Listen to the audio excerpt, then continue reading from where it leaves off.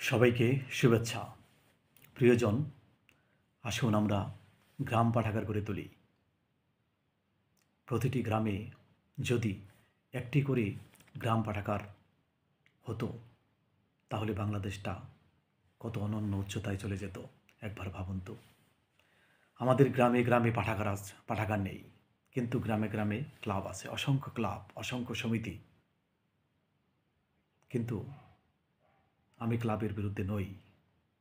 তবে যদি এরকম অসংখ্য ক্লাবের মতো প্রতিটি গ্রামে একটি করে পাঠাগার থাকতো, তাহলে আমরা জাতি হিসাবে ভীষণ ভীষণ উপকৃত হতাম।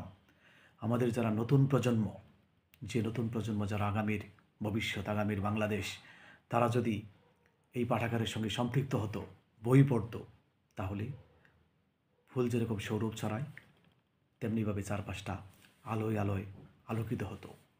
সেজন্য আমি সবসময় বলি যে আসুন আমরা গ্রাম পাঠাগার করে তুলি। আপনার যতটুকু সাধ্য, কয়েকজন তরুণ কিংবা যারা পৃষ্ঠপোষকতা করতে পারবেন, তাদের সমন্বয়ে আসুন আমরা গ্রাম পাঠাগারের উপরে জোর দিই। আমরা কেউই একসময় থাকব না, কিন্তু এই যে গ্রাম পাঠাগার, যদি সেটি প্রতিষ্ঠা করা যায়, যে গ্রামে প্রতিষ্ঠা হবে এবং সেই পাঠাগারকে কেন্দ্র করে যদি পাঠক সৃষ্টি করা যায়, বড় কথা হচ্ছে পাঠক সৃষ্টি করা।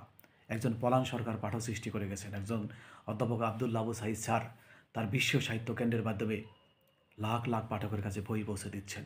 তেমনি আসুন আমরা ছোট্ট পরিসরে আমাদের গ্রামে বা সমাজে বা পাড়ায় মহল্লায় আমরা ছোট্ট পরিসরে, ক্ষুদ্র পরিসরে একটি গ্রাম পাঠাগার গড়ে তুলি। এর ফলে কি হবে? তরুণরা, নতুনরা, শিশু কিশোররা বইমুখী হবে। যত বেশি বইমুখী হবে, তত বেশি সমাজ আলোকিত হবে, চারপাশ আলোকিত হবে, দেশ আলোকিত হবে। কাজেই বইয়ের বিকল্প আর কিছু হতে পারে না। সেজন্য আমাদের বেশি বেশি পাঠাগার প্রতিষ্ঠা করা দরকার এবং পাঠক সৃষ্টির জন্য কাজ করা দরকার। আসুন আমরা গ্রাম পাঠাগার করে তুলি, আমরা পাঠক সৃষ্টি করি, আমরা দেশকে ইতিবাচকভাবে এগিয়ে নিয়ে যাই, আলোর কাছে থাকি, আলোকিত মানুষ হওয়ার চেষ্টা করি। সবাইকে শুভেচ্ছা এবং ভালোবাসা।